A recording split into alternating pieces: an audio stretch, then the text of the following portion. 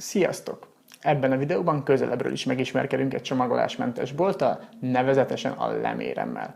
Én Polgár Gáspár vagyok, ez pedig a Zöldségek.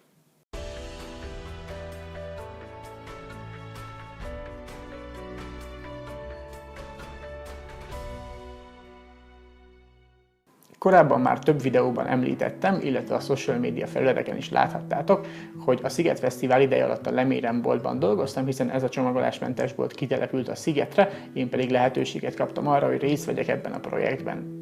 Már akkor megfordult a fejemben, hogy majd készítek egy interjút Annával, a bolt egyik tulajdonosával arról, hogy mi motiválta őket abban, hogy bevállaljanak egy ilyen rizikós projektet. Viszont ha már így alakult, és úgy döntött, hogy rendelkezésemre áll, akkor úgy gondoltam, hogy először bemutatok egy ilyen csomagolásmentes boltot, hiszen annyiszor hivatkoztam az ilyen jellegű üzletekre a videóimban, hogy azt hiszem, hogy tartozom nektek ennyivel, hogy közelebbről is betekintést nyerhessünk egy ilyen üzletnek, boltnak a működésébe. Én Annát egyébként nem a sziget morajában faggattam, hanem meglátogattam a Tétényi úton lévő üzletükbe, egyébként ahol ti is nézzetek be nyugodtan, hogy se van egy kis időtök, és első ízben arra kértem, hogy mondja el, mi is a csomagolásmentes boltoknak a koncepciója, kifejezetten nyilván az ő boltjuk az, amiről ő tud nyilatkozni. A koncepció lényege a hulladékcsökkentés, tehát hogy ne az emberek kilónként egyesével vásárolják meg például a liszteket, tésztákat, amik kapható nálunk, hanem mi ezt nagy kiszerelésben szerezzük be, és ők pedig kimérve annyit tudnak belőle hazavinni, amennyit szeretnének. Tehát az egyik előnye, hogy nincs előre megszabva a csomagolás mértéke, tehát hogy akár 10 dekát is vihet belőle haza, hogyha csak annyira van szüksége, hogy például otthon nem olyosodjon meg a túl nagy mennyiség, illetve az, hogy a saját tárolójában viszi haza a terméket, amit vásárol, és ugye olyan tárolót hoz, amit újra és újra használ, és így nem keletkezik hulladék. Ez elmondott tök jó, de ugye nekem először például az jutott eszembe, amikor még ismerkedtem a csomagolásmentes boltokkal, hogy vajon hogy néz ki náluk, termelődik egyáltalán csomagolási hulladék, vagy jön egy nagy teherautó, ami hoz 1000 kg rista platón, azt kijönti egy nagy tárolóba, és akkor ők azt onnan továbbadják, vagy mégis mit kell elképzelni? Igyekszünk olyan beszállítóktól rendelni termékeket, akik papír csomagolásban hozzánk a termékeket. Ugye a papír mindig jobb választás, mint a műanyag, mert sokkal hamarabb lebomlik, illetve olyan fákból készítik a papírcsomagolást, amik addig is fotoszintetizálnak, amíg abból papírcsomagolás lesz. Viszont valamennyi hulladék keletkezik ezekkel a nagy papírcsomagolásokkal, de ezt ugye mindig szelektíven gyűjtjük, de egyébként az jól megfigyelhető, hogy nem keletkezik sokkal több szemetünk itt a boltban, mint a társasháznak a többi lakója, akik egy sima háztartás. Úgyhogy ez szerintem jól mutatja, hogy mennyire igyekszünk spórolni a hulladékkal. Illetve amit minél több beszállítónál próbálunk bevezetni, és ami a kedvencünk, az a vödrös visszaváltós rendszer. Tehát, hogy van 2 garnitúra vödrünk, vagy nagy műanyagdobozunk, és akkor az egyikbe, amikor hozzák az árut, akkor mi visszaadjuk a másik üres dobozt, és akkor így nem keletkezik tényleg hulladék, hanem tényleg teljesen hulladékmentes tud lenni a szállítás. Egy átlagos háztartás szemete. Wow! Miután megtudtam, hogy nyilván egyértelmű céljuk az, hogy minimalizálják a hulladékot, arra voltam kíváncsi, hogy ezen kívül mit tesznek a környezetvédelemért, hiszen azért ez egy összetettebb kérdés, mint maga a hulladékcsökkentés. Amire próbálunk figyelni, hogy amit csak lehet, azt magyar termelőktől szerezzük be. Ugye ez azért fontos, mert egyrészt a magyar kisvállalkozókat támogatjuk, másrészt azért, mert minél kevesebbet utazik idáig a termék addig, amíg ugye ide ér hozzánk. Vagy, hogyha nem Magyarországról, akkor Európából, tehát minél közelebbről próbáljuk beszerezni. Ami még fontos szempont, hogy pálmaolajmentes legyen a termék, tehát a boltban minden termékünk pálmaolajmentes. És igen, arra is igyekszünk figyelni, hogy ha van ilyen opció, akkor a bio opciót válasszuk a sima opció helyett. Mindezeken felül Anna nem büszkélkedett el vele, de építettek egy közösségi komposztálót is, nagyjából 20-30 méterre a bolttól, amit bárki használhat, nyilván bizonyos szabályok betartása mellett, szóval ilyen tekintetben is kiveszik a részüket a környezetvédelemből. Ezután azt kérdeztem Annától, amire talán legtöbben kíváncsiak lehettek, hogy mégis mi kapható egy csomagolásmentes boltban, tehát ha betérünk egy ilyenbe, akkor milyen termékeket tudunk megvásárolni.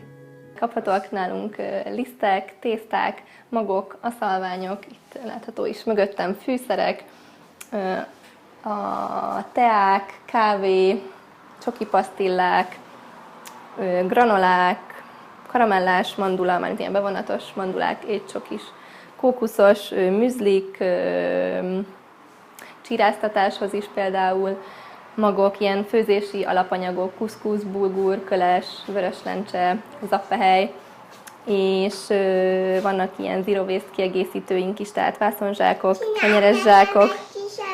Igen, nagyon jó.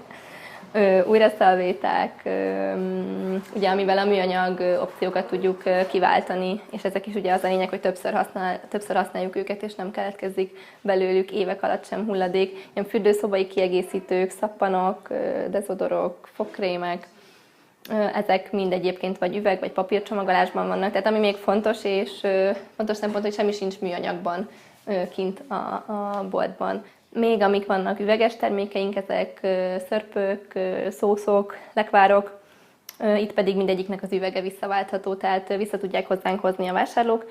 Nincsen rajta betétdíj, de hogyha visszahozzák hozzánk, akkor mi vissza tudjuk juttatni a termelőkhöz, akik újra tudják tölteni, és így ebből ezért nem keletkezik üveghulladék. A következő kérdés az engem személyesen is érdekelt, persze természetesen mindegyik, de ez kiváltképpen egész pontosan arra gondolok, hogy hogyan jött az ötlet nekik, vagy hát hogyan jön egyáltalán az ötlet valakinek, hogy nyisson egy csomagolásmentes boltot.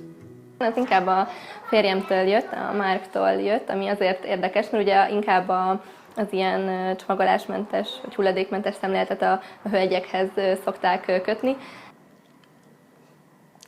Micsoda egy szexista társadalomban élünk.